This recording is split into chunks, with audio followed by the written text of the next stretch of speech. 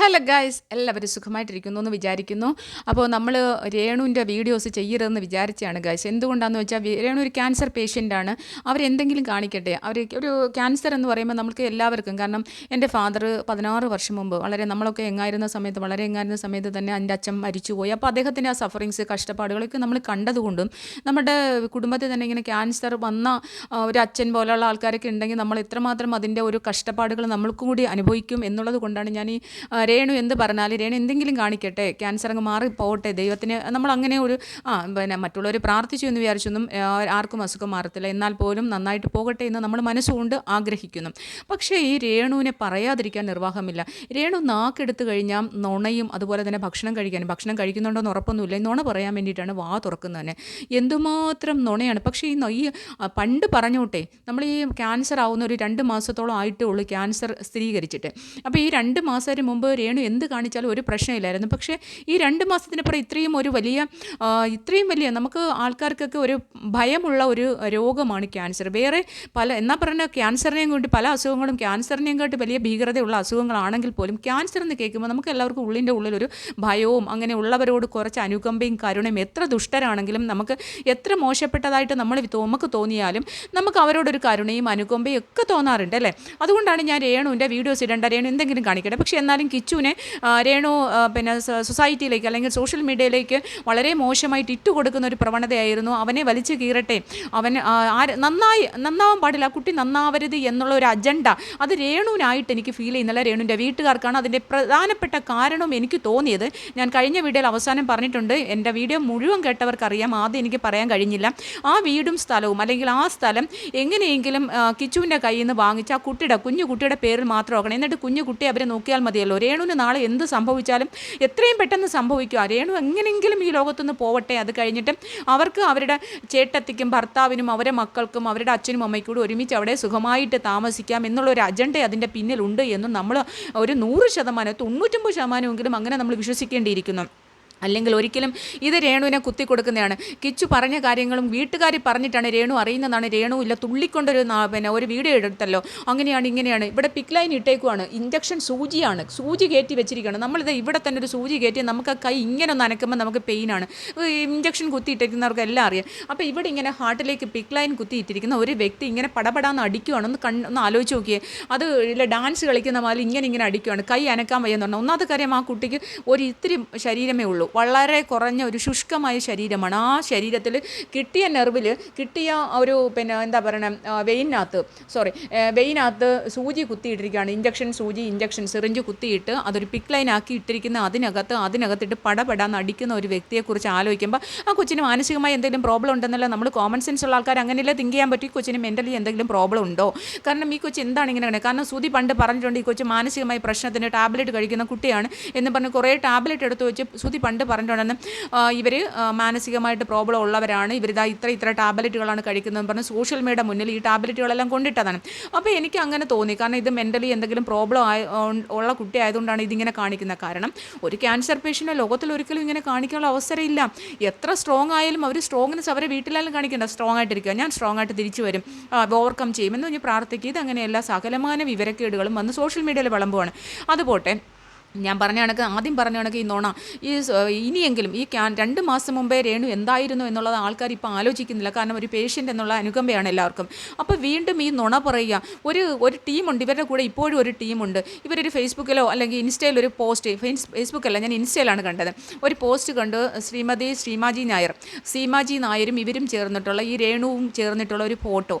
അതിനകത്ത് ഒരു പോസ്റ്റർ പോലെ അടിച്ചിട്ട് ആ പോസ്റ്ററിനകത്ത് ഇങ്ങനെ എഴുതി വെച്ചിട്ടുണ്ട്, ഇന്ന കാര്യങ്ങൾ സീമാജി എന്നെ വന്ന് കണ്ടു, ഇതാണ് മറ്റേതാണ് മറിച്ചതാണ് എന്നൊക്കെ പറഞ്ഞിട്ട് ഒരു പോസ്റ്റർ പോലെ ഇതാരോ തയ്യാറാക്കി കൊടുത്തു. നമ്മൾ ഓൾറെഡി ഒരു പോസ്റ്ററൊക്കെ ഉണ്ടാക്കി കൊടുക്കത്തില്ല, അതുപോലെ തന്നെ ആരോ ഇത് തയ്യാറാക്കി കൊടുത്തു. അപ്പോൾ നമ്മൾ ഒരിക്കലും അറിയുന്നില്ലല്ലോ ഒരു നിർമ്മിത ചിത്രമാണ്, ഇതൊരു നിർമ്മിത ബുദ്ധിയാൽ നിർമ്മിക്കപ്പെട്ട ഒരു ചിത്രമാണെന്ന് നമ്മൾക്ക് ആർക്കും ചിന്തിക്കാൻ കഴിയില്ല. കാരണം നമുക്കൊന്നും അത്രമാത്രം ക്രൂക്കഡ് മൈൻഡ് അല്ല. ഞാനൊരു ക്രിമിനൽ ലോയറൊക്കെ തന്നെ, പക്ഷെ നമ്മൾ അത്രമാത്രം ക്രൂക്കഡായിട്ട് ചിന്തിക്കുന്നില്ല. നമ്മൾ ഇത്രയും രോഗാവസ്ഥയിൽ കിടക്കുമ്പോൾ നമ്മുടെ ഫോട്ടോ അതിനകത്തൊരു പ്രശസ്തയായ ഒരു വ്യക്തി വെച്ചിട്ട് നമ്മൾ ഇങ്ങനെ ചെയ്യുമ്പോൾ ഇത് പണം പിരിക്കാനുള്ള ഇടപാടാണ് എന്ന് നമുക്ക് ചിന്തിക്കാൻ പറ്റില്ല. ഇത് ആരുടെ ബുദ്ധിയാണോ? ഇത് രേണുവിൻ്റെ തന്നെയാണോ? അത് രേണുവിൻ്റെ വീട്ടുകാരുടെ ബുദ്ധിയാണോ എന്ന് എനിക്കറിയില്ല. എന്ത് തന്നെയാലും ഇത് കാശ് പിരിക്കാനുള്ളതായിരുന്നു. എന്തായാലും സീമാജി നായർ, അപ്പോൾ ഇത് നിർമ്മിത ബുദ്ധിയാണെന്ന് പറഞ്ഞില്ല, ഇത് സീമ വന്നു എന്നുള്ളതാണ്. ഇത് ഒരു അലിഗേഷനായി സീമാജി നായരെ ആൾക്കാർ വിമർശിക്കാൻ തുടങ്ങി. കോട്ടയം മെഡിക്കൽ കോളേജിൻ്റെ ICUയിൽ കയറാൻ സീമയ്ക്ക് ആരാണ് അധികാരം കൊടുത്തത്? കാരണം എല്ലാ മനുഷ്യരും അവിടെ ഒരുപാട് രോഗികൾ കിടക്കുന്നതിന് ആർക്ക് വേണമെങ്കിലും ഇൻഫെക്ഷൻ വരാം. ഇൻഫെക്ഷൻ വന്ന് ആൾക്കാർ അത്രമാത്രം രോഗാവസ്ഥയിൽ കിടക്കുന്ന ഒരു ICUവിൽ ഇൻഫെക്ഷൻ വരാനുള്ള സാധ്യത മുൻവിധിയായിട്ട് എടുത്തുകൊണ്ട് ഒരു പേഷ്യൻറ്റിനെ അവിടെ കയറ്റത്തില്ല. ഞാൻ എൻ്റെ അമ്മ മരിക്കാറായി കിടന്നപ്പോഴും ഒക്കെ ഞാൻ ICUവിന് മുമ്പിൽ എത്രയോ ദിവസം GG ഹോസ്പിറ്റലിലായിരുന്നു. GG ഹോസ്പിറ്റലിന് മുമ്പിൽ ഞാൻ ഇരുന്ന ഒരാളാണെന്നറിയോ. നമ്മളെ അവിടെ അകത്തേക്ക് കയറ്റുന്നത് നമ്മളെ സാനിറ്റൈസ് ചെയ്ത് അതിനകത്ത് ഇതൊക്കെ ഇട്ടിട്ട് നമ്മൾ ജസ്റ്റ് ഒന്ന് അമ്മേനെ കാണിക്കുക എന്നല്ലാതെ നമ്മളെ അതിനകത്തൊന്നും കയറ്റില്ല. ഞാൻ മാത്രമായിരുന്നു അമ്മയ്ക്ക് വേണ്ടിയിട്ട് കൂട്ടിരുന്നത് രാത്രിയും പകലും എല്ലാം. അങ്ങനെയാണ് എനിക്ക് ഡോക്ടർ റോബിൻ രാധാകൃഷ്ണനെ പരിചയം. അപ്പോൾ ഇത് പറയാനുള്ള കാരണം, നമുക്ക് ആരെയും വിമർശിക്കാൻ താല്പര്യമില്ല. പക്ഷേ ഈ രേണുവിനെയും നമുക്ക് നോബൽ ഫിലിപ്പിനെയും വിമർശിച്ചേ പറ്റൂ. കാരണം കാണിക്കുന്നതെല്ലാം വകതിരില്ലായ്മയാണ്. ആദ്യം നിങ്ങൾ ഇതൊന്ന് കേൾക്കും. നിങ്ങളെല്ലാവരും കേട്ടിട്ടുണ്ടാവും, എന്നാലും ഇത് കേൾക്കണമല്ലോ. ഒന്ന് കേട്ടിട്ട് ഞാൻ സംസാരിക്കാം. അങ്ങനെ ഒരു പിക്ക് ചേച്ചി എന്നെ നേരിട്ട് കാണാത്തതുകൊണ്ടും എടുക്കാൻ പറ്റാത്തതുകൊണ്ടും ഫോട്ടോ എടുക്കാൻ പറ്റാത്തതുകൊണ്ടും IC കയറ്റാത്തത് കൊണ്ടും ആ ഒരു പിക്ക് വെച്ചിട്ട് ഞാൻ ഒരാളടുത്ത് പറഞ്ഞിട്ടില്ല. മനസ്സിലായോ? പറയാൻ എനിക്ക് ഇഷ്ടമില്ല.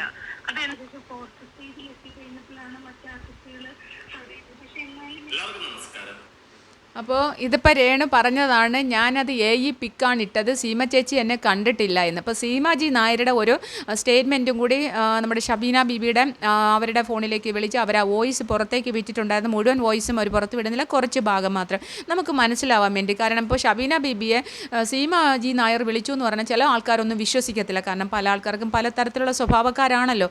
അപ്പോൾ അതുകൊണ്ട് പല ആൾക്കാർക്കും അത് കേൾക്കുമ്പോൾ കുരു പൊട്ടും. അതുകൊണ്ട് തന്നെയാണ് ഷബീന ബീബി അത് പുറത്തേക്ക് വിട്ടത്. അപ്പോൾ അവിടെ സംസാരിക്കുന്നുണ്ട് ഷബീന, ഞാൻ അറിഞ്ഞില്ല, ഇവരെ ഞാൻ ഫോളോ ചെയ്യുന്നില്ല, രേണു പറയുന്ന കുട്ടീനെ ഞാൻ ഫോളോ ചെയ്യുന്നില്ല, ഇങ്ങനെ സോഹമില്ല, ഈ ക്യാൻസർ ആണെന്നൊക്കെ പറഞ്ഞപ്പോൾ ഞാൻ അവിടെ ചെന്നൊന്ന് കണ്ട്, എന്നെക്കൊണ്ട് ചെയ്യാൻ പറ്റുന്ന ഹെൽപ്പ് കണ്ട്. പക്ഷേ അവരെ പോയി ഞാൻ കണ്ടിട്ടില്ല. അവിടെ ചെന്നപ്പോൾ ഇവർ ICUലാന്ന് പറഞ്ഞു. ICUയിൽ ആർക്കും കയറാൻ പറ്റില്ല. ഞാനപ്പോൾ ഇവരെ ചേട്ടത്തി സഹോദരിയുടെ ഫോണിനകത്ത് വീഡിയോ കോൾ ചെയ്ത് കണ്ടു. ഇത്രയാണ് ചെയ്തത്. അതെടുത്ത് വെച്ചിട്ട് നിർമ്മിത ചിത്രം ഉണ്ടാക്കാനുള്ള ക്രൂക്കഡ് മൈൻഡ്. എന്നിട്ട് പറയുന്നു സീമാജി നായർ കോട്ടയം ICUയിൽ കയറി, കോട്ടയം മെഡിക്കൽ കോളേജിൻ്റെ ICUയിൽ കയറി ഞങ്ങൾ കണ്ടു, മറ്റേതാ മറിച്ചെന്ന് പറഞ്ഞാൽ നിർമ്മിത ബുദ്ധി കൊണ്ട് ചിത്രം നിർമ്മിച്ചൊക്കെ ഇടാനായിട്ട് ഇത്രയും ക്യാൻസർ പേഷ്യൻ്റായ ഒരു വ്യക്തിക്ക് കഴിയുക എന്ന് പറഞ്ഞാൽ ഈ കുട്ടിക്ക് മാനസികമായിട്ടുള്ള പ്രശ്നമുണ്ടോ, അതോ ഈ സ്വത്തിന് വേണ്ടിയിട്ട് അല്ലെങ്കിൽ മറ്റുള്ളത് വീട്ടുകാരുടെ പണത്തിന് വേണ്ടി, സ്വത്തല്ല പണത്തിന് വേണ്ടിയിട്ട് പണം പിരിക്കുക, ഒരു അസുഖത്തിൻ്റെ പേരിൽ പണം ഇങ്ങനെ പിരിക്കുക. നമ്മൾ ആവശ്യത്തിലധികം പണം ഇവർക്ക് ആൾക്കാർ കൊടുക്കുന്നുണ്ട്. ഇവർക്ക് സബ്സ്ക്രിപ്ഷനുണ്ട്, യൂട്യൂബ് വരുമാനമുണ്ട്. 7 ലക്ഷം ആൾക്കാരൊക്കെയാണ് അവരുടെ യൂട്യൂബ് വീഡിയോസ് കണ്ടിട്ടുള്ളത്. ഒന്ന് ആലോചിച്ച് നോക്കുക, യൂട്യൂബ് 7 ലക്ഷം.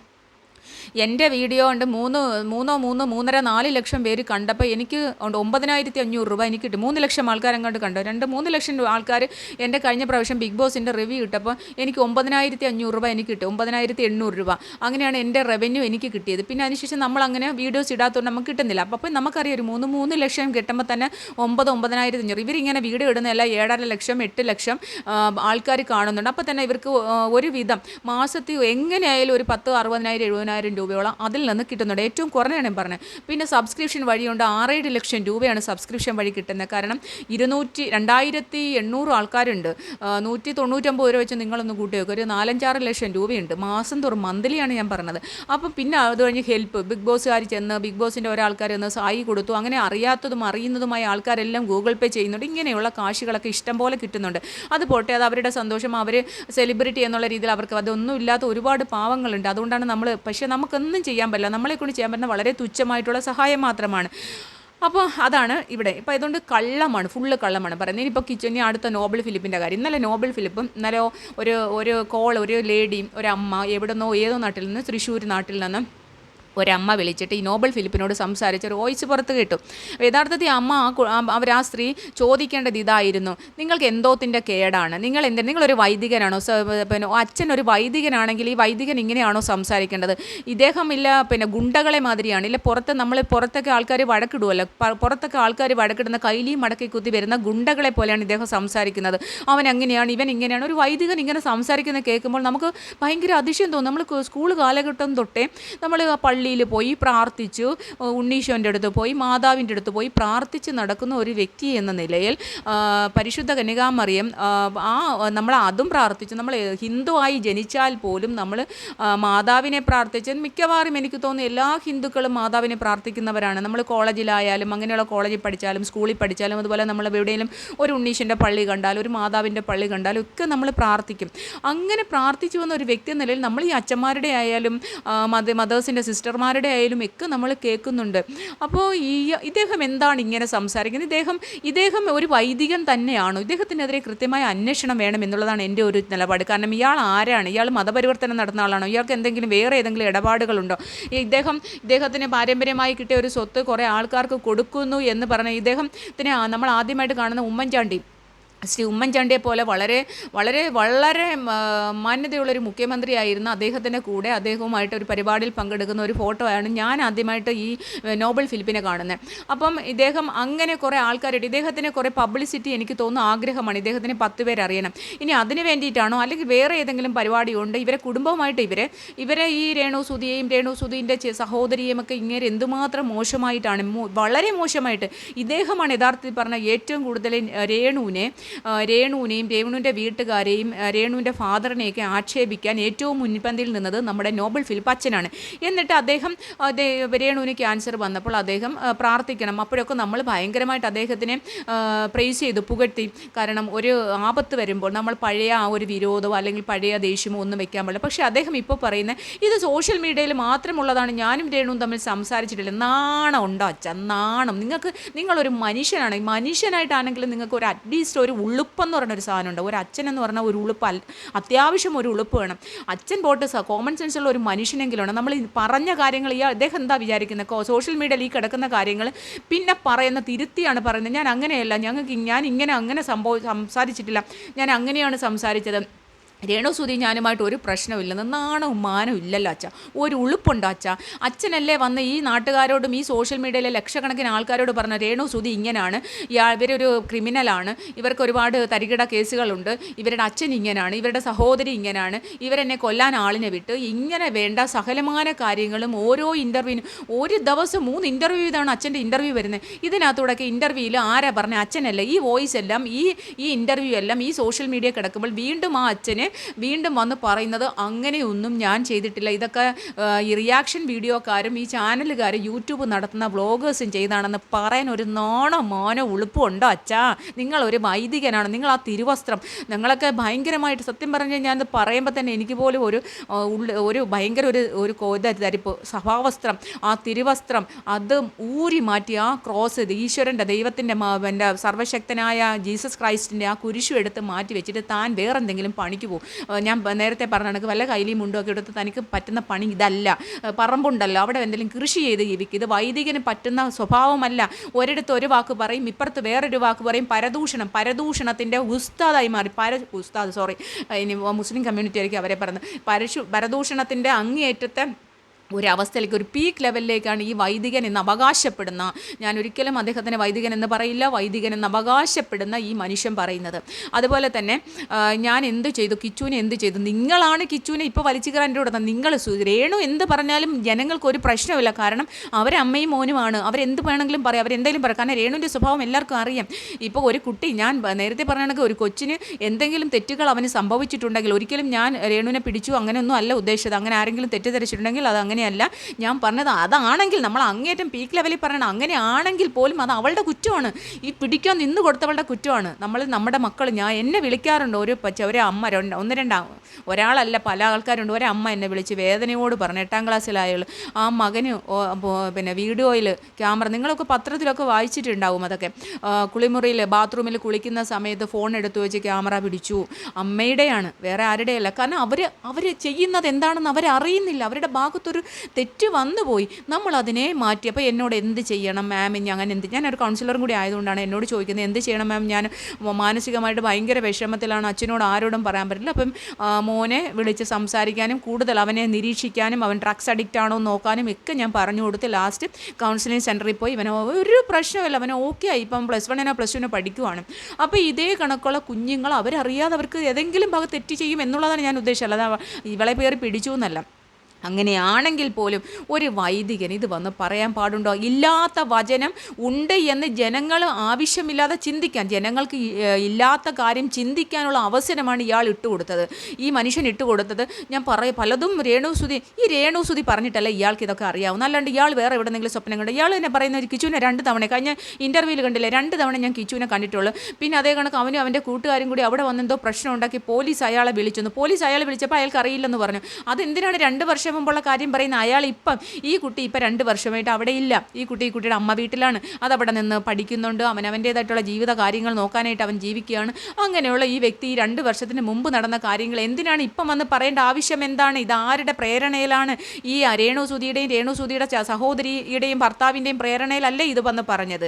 അല്ലാതെ രേണുസുതിയുടെ മാതാപിതാക്കളാവാനുള്ള സാധ്യതയില്ല. കാരണം രേണുസുതിയുടെ ചേട്ടത്തിയാണ് ഇതിൻ്റെ മുന്നിൽ, ചേട്ടത്തിയുടെ ഭർത്താവുമാണ് ഇതിനകത്ത് കളിക്കുന്നതാണ് എനിക്ക് ഫീൽ ചെയ്യുന്നത്. കാരണം അവർക്ക് ആ വീട് സ്വന്തമായിട്ട് വേണം. കിച്ചുവിനെ അപകീർത്തിപ്പെടുത്തിക്കൊണ്ട് അച്ഛനെ കസ്റ്റഡിയിലെടുത്ത്, അച്ഛൻ ആരാ നമുക്കറിയില്ല, അതുകൊണ്ട് ഞാൻ അറിയാം, നമ്മൾ കണ്ണുകൊണ്ട് കാണാത്ത കാര്യങ്ങളും നമ്മൾ ചെവി കൊണ്ട് കേൾക്കാത്ത കാര്യങ്ങളും പറയാൻ പാടില്ല. ഹിയർസേ എവിഡൻസിൽ ഞാൻ ഒന്നും ആരെയും കുറിച്ച് പറയില്ല. പക്ഷേ ഇദ്ദേഹം വന്ന് ഈ ഇൻ്റർവ്യൂവിനെല്ലാം പങ്കെടുത്ത് ഇദ്ദേഹം പറഞ്ഞ വാക്കുകളിലാണ് ഞാനിപ്പോൾ സംസാരിക്കുന്നത്. അപ്പോൾ ഇദ്ദേഹത്തിൻ്റെ വാക്കുകൾ കേട്ട് കഴിഞ്ഞ് എന്തൊക്കെയോ മറയ്ക്കാൻ ശ്രമിക്കുന്നു. ഇവരുമായിട്ടൊക്കെ എന്തൊക്കെയോ കണക്റ്റഡ് ആണ്, അല്ലെങ്കിൽ ഇവർ കാല് പിടിച്ച് ഇങ്ങനെയൊക്കെയുള്ള പ്രശ്നങ്ങളുണ്ട്, അല്ലെങ്കിൽ ഈ വസ്തുവും വീടും രേണുവിൻ്റെ കൊച്ചുമകന്, ചെറിയ കുട്ടിക്ക് മാത്രമായിട്ട് കിട്ടണം, അതുകൊണ്ട് രേണുവിന് നാളെ എന്തെങ്കിലും സംഭവിക്കും എന്നിവർക്ക് 100% ബോധ്യമായിട്ടുണ്ട്, അല്ലെങ്കിൽ രേണുവിനെ ഇല്ലാതാക്കുക എന്നുള്ളത് ഇവരുടെ അജണ്ടയാണ്.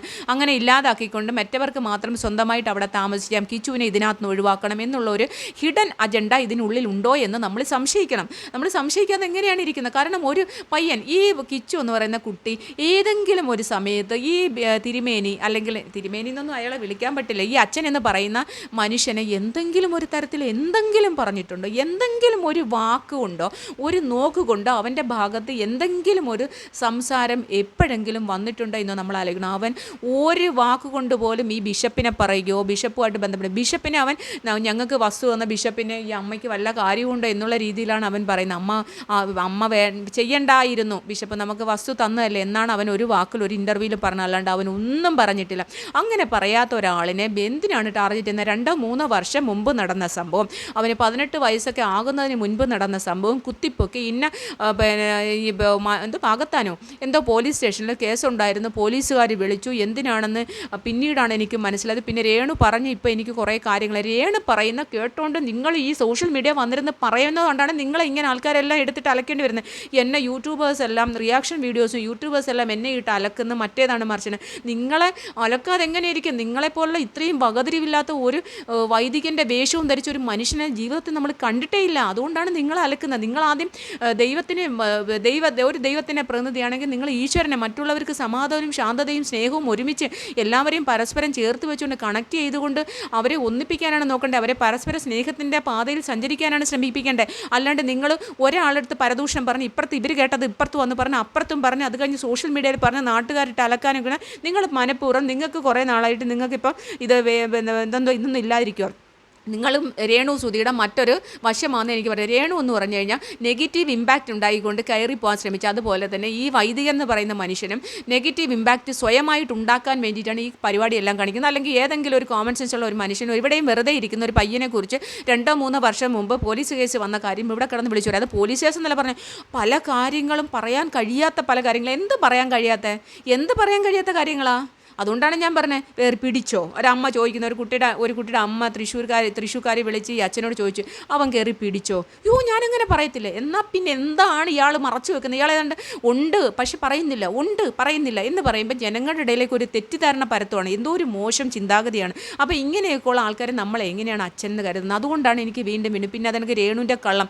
ഇന്ന് രേണു കീമോ തുടങ്ങുമെന്ന് തോന്നുന്നു. ഇത്രയും കീമോയൊക്കെ ചെന്ന് ഒരു കീമോയ്ക്ക് 2 കീമോയ്ക്കൊന്നും അത്ര വലിയ പ്രോബ്ലം അല്ല. 3-4 ആകുമ്പോഴത്തേക്ക് ഒരു 2-3 കീമോയൊക്കെ ചെയ്ത് കഴിയുമ്പോഴാണ് ഉള്ള ആരോഗ്യമൊക്കെ നശിക്കുന്നത്. ഇനി എന്താണ് എല്ലാവരും പറഞ്ഞ അസുഖമില്ലെന്ന്? തീർച്ചയായിട്ടും അതിന് അസുഖമുണ്ട്. അത് ക്യാൻസർ പേഷ്യൻ്റ് തന്നെയാണ്. അതിൻ്റെ സ്റ്റേജാണ് നമുക്കറിയാത്തത്. ഇവർ സ്റ്റേജ് ചിലപ്പോൾ കൂട്ടി പറഞ്ഞതായിരിക്കാം, ചിലപ്പോൾ ഇനി ആദ്യത്തെ കീമോ ചെയ്തത് കൊണ്ടായിരിക്കും ഇത്രയുള്ള എന്ന് വിചാരിച്ചിട്ടായിരിക്കും. പക്ഷേ 2-3 കീമോ ഒക്കെ ചെയ്യുമ്പോൾ അത് വയ്യാതാവും. പക്ഷേ ചെയ്തോട്ടെ. പക്ഷേ ഈ കെമിക്കൽ ഉള്ള ലിഫ്റ്റിക്കും വാരി തേച്ച്, കണ്ണിലും ഉള്ള കെമിക്കൽ വാരി തേച്ച്, മുഖത്തും വാരി തേച്ച്, ഇതെല്ലാം കൂടി പുട്ടിയൊക്കെ ഇട്ട്, ഇതെല്ലാം കെമിക്കൽസാണ്. നമ്മുടെ കീമോതെറാപ്പി ചെയ്യുമ്പോൾ ഈ കെമിക്കൽസൊക്കെ യൂസ് ചെയ്താൽ മെഡിസിൻ നമ്മുടെ ശരീരത്തിലേക്ക് പിടിക്കണ്ടേ. ഈ പെങ്കൊച്ചൊരു ഇവളുടെ ചേച്ചി നേഴ്സാന്ന് പറഞ്ഞു, ഇനി അവളും പിന്നെ വ്യാജ നേഴ്സാണോ? അതാണ് എനിക്കൊരു സംശയം. ഇതോ നേഴ്സാന്ന് പറഞ്ഞ് എയർ ഹോസ്റ്റസാന്ന് പറഞ്ഞ് എഞ്ചിനീയറാന്ന് പറഞ്ഞ് സകലതും പറയുമല്ലോ. ഇപ്പോൾ ഇതെല്ലാം കള്ളമായിരുന്നു, വെറും +2 ആണ്. അപ്പോൾ അത് കഴിഞ്ഞ ശേഷം ഇനി സഹോദരി ഭോപ്പാലിലും കണ്ട് പോയി പഠിച്ച് നേഴ്സിംഗ് എന്ന് പറഞ്ഞു. ഇനി ഡിപ്ലോമ നേഴ്സാണോ? ഡിപ്ലോമ പഠിച്ചാൽ പോലും അത്യാവശ്യം, എനിക്ക് നഴ്സിംഗ് കോളേജ് ഞങ്ങൾക്കുണ്ടായിരുന്ന ഒരാൾക്കാരാണ്. അപ്പോൾ ഡിപ്ലോമ പഠിച്ചാൽ പോലും നഴ്സിംഗ് അത്യാവശ്യമൊക്കെ അറിയാവുന്ന ഒരു വ്യക്തികളാണെങ്കിൽ നഴ്സിങ്ങിൻ്റെ അറിയാം. അങ്ങനെയുള്ളൊരു വ്യക്തി, നമുക്കിതൊന്നും അറിയത്തില്ല. നമുക്ക് നഴ്സിങ്ങിനെ കുറിച്ച് അറിയാത്ത നമ്മൾ തന്നെ ഒരു ക്യാൻസർ പേഷ്യൻറ്റിന് എന്ത്രമാത്രം അവർക്ക് ക്യൂർ ആവാൻ വേണ്ടി നമ്മൾ എത്രമാത്രം റെസ്ട്രിക്ഷൻസ് കൊടുക്കണം, അവർക്ക് എന്തുമാത്രം കെയർ അവരെ കൊടുക്കണം, അവർക്ക് പാട്ടുകൾ വെച്ച് കൊടുക്കണം, അവർക്ക് സമാധാനം, സന്തോഷം, അവർക്ക് ഏതാണ് ഇപ്പോൾ ഭക്തിഗാനങ്ങൾ, ആ സമയത്ത് ചിലപ്പോൾ ഭക്തിഗാനങ്ങൾ കേൾക്കാനായിരിക്കും ഇഷ്ടം, ഭക്തിഗാനങ്ങൾ വെച്ച് കൊടുക്കുക. അല്ലെങ്കിൽ സിനിമ പാട്ട് ഇഷ്ടപ്പെടുന്നത് അത് ഇട്ട് കൊടുക്കുക. പിന്നെ അവർക്ക് ഏതാണ് ഇഷ്ടപ്പെടുന്നത് അതൊക്കെ കാണിച്ചു കൊടുക്കുക. അവർ മനസ്സിന് സന്തോഷം ഉണ്ടാക്കുക. അല്ലാണ്ട് കുറേ പുട്ടിയെല്ലാം കൂടി വാരിയിട്ട് ഈ റേഡിയേഷനുള്ള ഫോണും എടുത്ത് വെച്ചിട്ട് റീൽസ് ചെയ്യുന്ന നല്ല സന്തോഷം. അതാദ്യം മനസ്സിലാക്കുക. അതെന്തുകൊണ്ടാണ് ഈ നേഴ്സ് ലേഡിക്ക് പറഞ്ഞു കൊടുക്കുന്നത്. അപ്പോൾ ഈ കുട്ടിയെ പെട്ടെന്ന് തന്നെ ഇല്ലാതാക്കാൻ വേണ്ടിയിട്ടാണ് എന്നുള്ളത് നമ്മൾ സംശയിക്കേണ്ടത്. കാരണം ഈ വീടും സ്ഥലവും ഋതപ്പൻ്റെ പേരിലാണ്. ഈ ഋതപ്പൻ എന്ന് പറയുന്ന ഇളയ കുട്ടിയുടെ പേരിലും കിച്ചുവിൻ്റെ പേരിലാണ്. കിച്ചുവിനെ എങ്ങനെയും ഒഴിവാക്കുക, എന്നിട്ട് ഇവർക്ക് സ്വന്തമായിട്ട് നേടുക. ഈ രേണുവിനെ ഇല്ലാതാക്കി കഴിഞ്ഞാൽ ഇതവർക്ക് ഭാവിയിൽ ഇവർക്ക് സ്വന്തമായിട്ട് കിട്ടുമെന്നുള്ള ഇതിനകത്ത് ഒരു അജണ്ടയുണ്ടോ, ഹിഡൻ അജണ്ടയുണ്ടോ എന്ന് എനിക്ക് സംശയിക്കുന്നു. അതിൻ്റെ ഭാഗമായിട്ടാണ് ഈ അച്ഛനുമായിട്ട് ഇവർ അച്ഛനെ തെറ്റിദ്ധരിപ്പിച്ചത്. ആ തെറ്റിദ്ധരിപ്പിക്കപ്പെടാൻ ഇയാളൊരു മാനമര്യാദയ്ക്ക് അത്യാവശ്യം കോമൺ സെൻസ് അല്ലെ അത്യാവശ്യം വിദ്യാഭ്യാസമുള്ള വിവരമുള്ളൊരു മനുഷ്യനായിരുന്നെങ്കിൽ ഇയാൾ എങ്ങനെയാണ് തെറ്റിദ്ധരിക്കപ്പെടുന്നത്? എവിടെയും ഇല്ലാതെ ഒരു വാക്കും പറയാതെ ഒരു അലിഗേഷനും ഉണ്ടാക്കാത്ത ഒരു കുട്ടിക്കെതിരെ അവരച്ഛനും അമ്മയും മോനും കൂടി സംസാരിച്ചെന്ന് പറഞ്ഞ് ഇയാൾക്ക് അതിനകത്ത് ഇടയ്ക്ക് വന്ന് പറയേണ്ട കാര്യം രേണു അല്ലേ ഇതെല്ലാം ഉണ്ടാക്കിയത്. ഇതെല്ലാം ഉണ്ടാക്കിയത് രേണുവാണ്. രേണു എന്ന് പറയുന്ന വ്യക്തിയാണ്. അതുകൊണ്ടാണ് ഈ ആൾക്കാർ രേണുവിനെ ഇത്രമാത്രം വെറുക്കാനുള്ള അവസ്ഥ. ഇത്രയും രോഗാവസ്ഥയിലും ഒരു വ്യക്തിയെ ഇത്രമാത്രം വെറുക്കണമെങ്കിൽ ആ ജനങ്ങൾക്ക് എന്തുമാത്രം വിവരവും ബുദ്ധിയും കോമൺ സെൻസും ഉണ്ടെന്നാണ് നമ്മൾ ചിന്തിക്കുന്നത്. ഞാനാണെങ്കിൽ ഈ പെണ്ണിനെതിരെ വീഡിയോ ഇടാനായിട്ട് എനിക്ക് ഇഷ്ടമല്ല. പക്ഷെ നമ്മൾ ഇടാതിരിക്കാൻ പറ്റില്ല. ഇനിയും നമ്മൾ ഇടേണ്ടി വരും. കാരണം അതാണ് കാണുന്നത്. ഇനിയിപ്പോൾ കീമോ കഴിഞ്ഞ് എന്തായാലും കീമോ കഴിഞ്ഞാൽ കീമോയുടെ പ്രശ്നങ്ങളെല്ലാം ഒന്ന് പെട്ടെന്ന് തീരട്ടെ എന്നാണ് ആൾക്കാർക്ക് ഇപ്പോൾ പ്രാർത്ഥിക്കുന്നതിന് ഇഷ്ടമല്ല. നമ്മൾ വെറും അങ്ങനെ ആഗ്രഹിക്കുന്ന പോലെ ആൾക്കാർക്ക് ഇഷ്ടമല്ല. എന്ത് ചെയ്യും? എന്തായാലും കിച്ചു സമാധാനമായിട്ടിരിക്കുക. എനിക്ക് കിച്ചുവിനോട് ലാസ്റ്റ് എൻ്റെ വീഡിയോ കാണുന്നുണ്ടെങ്കിൽ പറയാനുള്ളത് കാണത്തില്ല. എന്നാലും ആരെങ്കിലും കാണുന്ന കിച്ചുമായിട്ട് ബന്ധപ്പെട്ട് ആരെങ്കിലും ഒന്ന് കണ്ടു കഴിഞ്ഞാൽ ഏതെങ്കിലും ഒരു കിച്ചു ഒന്നുകൊണ്ട് വിഷമിക്കേണ്ട. നമ്മൾ എന്താണോ, നമ്മൾ ഇതിലാണോ നമ്മുടെ ലൈഫ് ഫോക്കസ് ചെയ്തിരിക്കുന്നത്, ആ ഫോക്കസിലൂടെ തന്നെ കടന്നു പോകുക. നമ്മൾ ഒന്നും ഈശ്വരൻ അറിയാതെ ഒന്നും കഴിഞ്ഞു പോകില്ല. ഈശ്വരൻ നമുക്ക് ഓരോന്നും നിശ്ചയിച്ചിട്ടുണ്ട്. അതുപോലെ നമ്മുടെ ലൈഫ് വരും. അതുപോലെ നീ നിൻ്റെ ജീവിതവും കോൺസെൻട്രേഷൻ, നീ 21 വയസ്സുള്ള വളരെ ചെറിയ കുട്ടിയാണ്. അപ്പം നിനക്കിനി ഒരുപാട് വർഷം ലൈഫിൽ കിടക്കുകയാണ്. നീ നല്ല കുട്ടിയായിട്ട് വേറൊന്നും ആരെന്ത് പറഞ്ഞാലും നീ അതിന് നല്ലത് മാത്രം, പോസിറ്റീവ് എല്ലാം എടുക്കുക. ആരെന്ത് നെഗറ്റീവ് പറഞ്ഞാലും അതൊന്നും മനസ്സിൻ്റെ ഉള്ളിലേക്ക് കയറ്റുക. അത് നല്ല രീതിയിൽ മുന്നോട്ട്. അതിനൊക്കെ എന്തെങ്കിലും നിയമപരമായിട്ടുള്ള എന്തെങ്കിലും ഹെൽപ്പ് വേണമെങ്കിലോ സഹായം വേണമെങ്കിലോ പിന്നെ ഗൂഗിളിൽ അഡ്വക്കേറ്റ് അനഘ എന്നടിച്ചാൽ ഞങ്ങളാണ് ഗൂഗിളിൽ തന്നെ നമ്പർ 1 ആയിട്ട് ഇപ്പോൾ കിടക്കുന്ന അഡ്വക്കേറ്റ് അനഘ. എൻ്റെ അനഘ അസോസിയേറ്റ്സ് ആണ്. എന്താവശ്യത്തിനും നമ്മളവിടെ ഒരു മെയിൽ അയച്ചാൽ മതി. പിന്നെ അതെനിക്ക് ഇൻസ്റ്റയിൽ അഡ്വക്കേറ്റ് അനഘ അല്ലെങ്കിൽ അനഘ അമ്മു എന്നും പറഞ്ഞടിച്ചാൽ എന്നെ കിട്ടും. ഒരു ഇൻബോക്സിൽ ഒരു മെസ്സേജ് അയച്ചാലും നിങ്ങൾക്ക് ആർക്കെങ്കിലും എന്ത് തരത്തിലുള്ള നിയമസഹായങ്ങൾ എന്തെങ്കിലും ആവശ്യമുണ്ടെങ്കിലും ഒക്കെ നിങ്ങൾക്ക് ചോദിക്കാം. ഗൂഗിളിൽ അടിച്ചാൽ എൻ്റെ നമ്പർ അവിടെയുണ്ട്, ഒഫീഷ്യൽ നമ്പർ അവിടെയുണ്ട്. ആ നമ്പറിലും എന്നെ കോൺടാക്ട് ചെയ്യാം. കിച്ചുവുമായിട്ട് ബന്ധപ്പെട്ട ആർക്കെങ്കിലും എന്തെങ്കിലുമൊക്കെ നിയമസഹായം, നിയമ അഡ്വൈസ്, ലീഗൽ അഡ്വൈസ് ഇതൊക്കെ വേണമെങ്കിൽ ഓക്കെ എന്നെ കോൺടാക്ട് ചെയ്യാം കേട്ടോ കിച്ചു. നമുക്ക് കിച്ചുവിന് വേണ്ടിയിട്ട് അത്രയൊക്കെ ഇപ്പോൾ ചെയ്യാൻ പറ്റും. എപ്പോഴും ഒരുപാട് ആൾക്കാർ, ആയിരക്കണക്കിന് ലക്ഷക്കണക്കിന് ആൾക്കാർ എന്തെങ്കിലുമൊക്കെ വെളിപ്പുറത്തുണ്ട് നിൻ്റെ എന്ന് മാത്രം ആലോചിച്ച് മുന്നോട്ട് ഒന്നുകൊണ്ട് വിഷമിക്കേണ്ട. അപ്പോൾ രേണു ഇനിയെങ്കിലും മാനമായിട്ട് നമ്മുടെ അസുഖത്തിനെ റെസ്പെക്റ്റ് ചെയ്യൂ. ഈ ക്യാൻസർ എന്ന് പറയുന്ന ഒരു അസുഖത്തിനെ, ഒരു രോഗത്തിനെ റെസ്പെക്റ്റ് ചെയ്തുകൊണ്ട് എത്രയും പെട്ടെന്ന് ക്യൂർ ആവാൻ വേണ്ടി ദൈവത്തിനോട് പ്രാർത്ഥിക്കൂ. ഏത് ദൈവത്തിലാണ് വിശ്വസിക്കുന്നത് ആ ദൈവത്തിനെ എല്ലാം പ്രാർത്ഥിക്കൂ. പ്രാർത്ഥിച്ചുകൊണ്ട് ഇഷ്ടമുള്ളത് ചെയ്യൂ. പക്ഷേ റീലും ഈ മേക്കപ്പ് ഇട്ടുകൊണ്ട് ഈ കെമിക്കലെല്ലാം കൂടി മുഖത്ത് വാരി തേച്ചുകൊണ്ട് മേക്കപ്പ് ഇട്ടുകൊണ്ട് ശരീരം ഒരുപാട് ഈ പിക്ലൈൻ സാധനങ്ങൾ ഇളക്കിയുള്ള റീല് വേണ്ട. ഇരുന്നു കൊണ്ടോ ഒക്കെ സംസാരിക്കൂ. സമാധാനമായിട്ട് ജനങ്ങളോട് സംസാരിക്കാൻ പറ്റുമെങ്കിൽ അത് ചെയ്യൂ. പറ്റുന്ന ആഴ്ചയിൽ 1-2 വീഡിയോസ് അങ്ങനെ ഇടും. അല്ലാണ്ട് ഈ ആവശ്യമില്ലാത്ത റീൽസ് കാണിച്ചുകൊണ്ട് ചെയ്യാതെ. സബ്സ്ക്രിപ്ഷൻ വീണ്ടെന്ന് ദീപിക സുവിശേഷം ചെയ്യാൻ പോകണമെന്ന് പറഞ്ഞു. ഈ സുവിശേഷം ചെയ്യാൻ പോകുന്ന ആളാണ് വീണ്ടും ഇങ്ങനെ തുള്ളി കളിച്ചുകൊണ്ട് കാണിക്കുന്നത്. ഇതൊക്കെ ജനങ്ങളെ പറ്റിക്കുകയാണ്. അപ്പോൾ ജനങ്ങളെ പറ്റിക്കാതിരിക്കും. നിങ്ങൾക്ക് ആവശ്യത്തിന് കാശ് കിട്ടുന്നുണ്ടല്ലോ, ഇനിയും നിങ്ങൾ മനസ്സമാധാനത്തോട് നിങ്ങളുടെ വിഷമങ്ങളും ബുദ്ധിമുട്ടുകളും പറഞ്ഞാൽ ഇഷ്ടംപോലെ ആൾക്കാർ നിങ്ങൾക്ക് പൈസ അയച്ചു തരാൻ ഇനിയും ഉണ്ട്. അപ്പോൾ അതുകൊണ്ട് ഈ കള്ളത്തരം നിർത്തി. ഇനിയെങ്കിലും ഈ കള്ളത്തരവും ജനങ്ങളെ പറ്റിപ്പും തട്ടിപ്പും ഇനിയെങ്കിലും നിർത്ത്.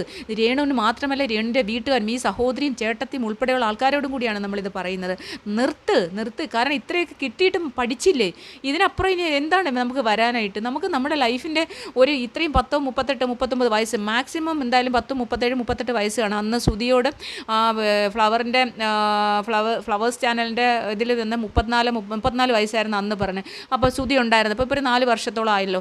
അപ്പോൾ ആ ഒരു 10, 38 വയസ്സാണ്. ഈ 38 വയസ്സിനുള്ളിൽ നമ്മൾ മാക്സിമം നമുക്ക് ആ 38 വയസ്സിൻ്റെ ഇതിൽ തന്നെ നമുക്ക് ഇത്രയും മാത്രം ഒരു വലിയ രോഗം ആണ് നമുക്ക് തന്നേക്കുന്നത്. ഇതൊക്കെ നേരത്തെ ദൈവം നിശ്ചയിച്ചിരിക്കുന്നതാണ്, അല്ലാണ്ട് ഇപ്പം ചെയ്തത് കൊണ്ടൊന്നും വന്നേയില്ല. അപ്പോൾ അതുകൊണ്ട് ആ രോഗം വന്നു. നമ്മൾ ആ ക്യൂറിനായിട്ട് നമ്മൾ ദൈവികമായിട്ടുള്ള ദൈവത്തിനെ വിശ്വസിച്ചും അതുപോലെ ഇഷ്ടമുള്ള പാട്ടുകൾക്കൊക്കെ കേട്ടും സന്തോഷമായിട്ടിരിക്കുക. അതൊക്കെ ജനങ്ങളെ അറിയിക്കുക. അല്ലാണ്ട് അനാവശ്യമായി കോൺട്രവേഴ്സി ഉണ്ടാക്കാതെ, അനാവശ്യമായി കള്ളത്തരം കാണിക്കാതെ, നാട്ടുകാരെ പറ്റിച്ച് പണം ഉണ്ടാക്കാൻ ശ്രമിക്കാതെ, ഈ AI നിർമ്മിതമെന്നും പറഞ്ഞ് കുറേ ടീമിനെ ഉണ്ടാക്കിക്കൊണ്ട് അവർക്കും കാശ് കൊടുത്ത് അവരെ കൊണ്ട് ഇതേണക്കുള്ള വൃത്തികേടുകൾ ചെയ്യിക്കാതിരിക്കുക രേണു, പ്ലീസ്. അത് ഒരു കാല് പിടിച്ച് പറയുന്നത്. കാരണം നമുക്ക് ക്യാൻസർ എന്താണെന്നറിയാം. നാളെ നിങ്ങൾ ഈ ഭൂമിയിലുണ്ടോ, ഞാനാണ് മുന്നേ പോകണം, നിങ്ങളാണ് മുന്നേ പോകണം, ഒന്നും അറിയില്ല. എന്നാൽ പോലും നമ്മളൊരു രോഗം വന്നെടുക്കുന്ന ഒരു വ്യക്തിയോട് നമുക്കിത് പറയേണ്ടി വരുന്നു. അതുകൊണ്ടാണ്